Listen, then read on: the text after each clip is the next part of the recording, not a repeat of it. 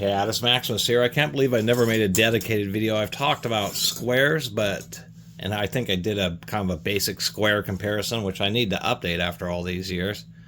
I never made a dedicated video about sliding or adjustable Carpenter squares.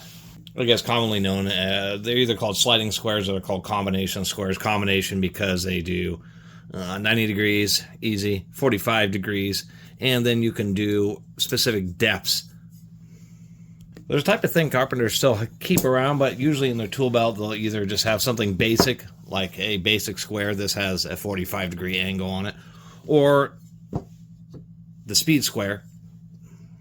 Although if you need to cut 45s on a speed square, you're going to have to tilt it over, go to your 45, do a tick mark, and really pay attention if you want to have like a straight line if you're doing a rip or something. But the advantage of the speed square is it is a speed square with both 45 and 90, as well as being able to set arbitrary angles, and they're a lot more durable than, I guess, a basic square. Where sliding squares really come in handy as the depth measurement tool. If you're trying to get a specific depth, of course, you can slide the bar, and what it has is this little hook that hooks into the track here. So you can get a depth measurement and then go over to your material, put it on the material, and then make your mark, and you'll have an exact depth. The other nice thing is if you need to, say, rip a 2x4 in half, you'll go to 1 3/4 inches, and then now you have the specific depth. You can just hold the pencil on the end of this and go down your material, and you'll have a nice straight line. So they also tend to have integrated bubbles, which I think is probably the next thing to happen in common. I mean, there's some companies that are really trying with speed squares to really do, improve upon them.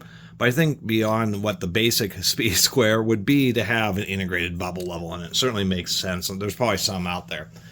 But this video, I've blabbed for 2 minutes, is more about comparing the Swanson aluminum frame, stainless steel, versus the classic Stanley iron frame, just straight up chrome plated steel. So this is a classic Stanley 122, an old American made one. This Swanson, I believe, is Taiwanese.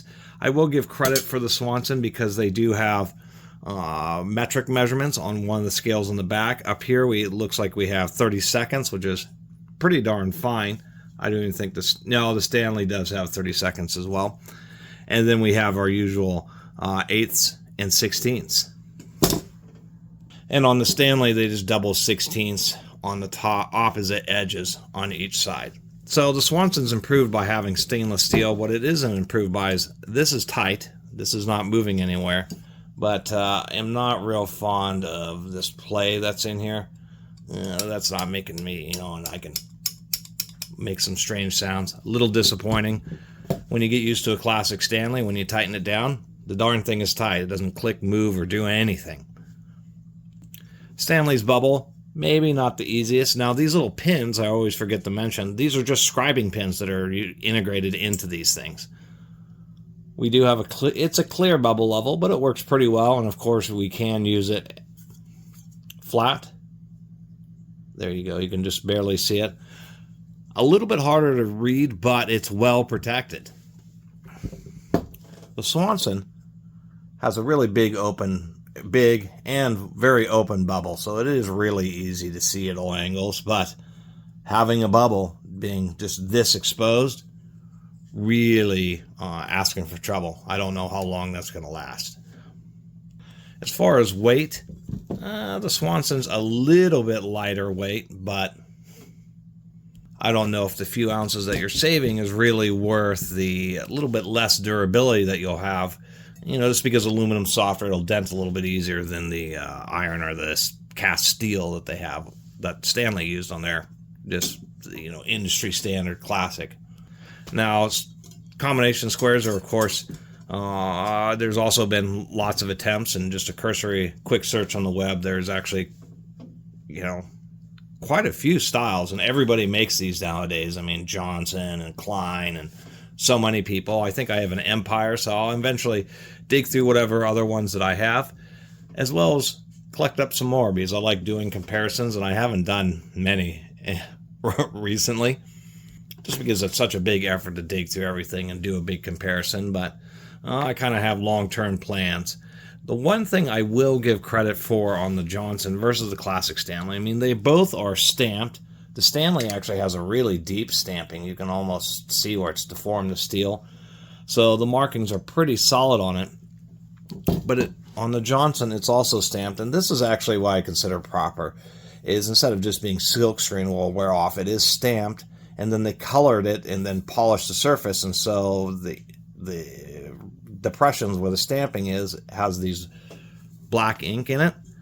And to tell you the truth, I kind of like the way they have the numbers in the center. To tell you the truth, if we want to quickly find 1 inch, I mean, we know it's near the end, but nonetheless, you got to look a little bit more closely on the Stanley. So that's one kind of modernization I do like. And to tell you the truth, if you're going to put black in there, might as well actually put some to tell you the truth, a day glow, something contrasty like day glow orange or something. Even though initially it seemed strange, or maybe day glow green, it would just make the markings stand out that much more. So some things, you know, are okay about the Swanson. It's just, unfortunately, just a little bit loose and a little bit disappointing on, I guess, the tolerances there. But for anybody who's watching who does any, you know, if you are watching my channel, you do have some interest in tools. And if you don't have one of these sliding Carpenter's combination squares, they're really a handy tool to have. They're like a poor man's reliable depth gauge, and being able to transfer measurements easily and accurately is one great use of them. And be able to go along edges and make long straight lines is also another one of their big advantages. So anyway, just kind of make a little basic video just because I haven't done one specifically on Carpenter's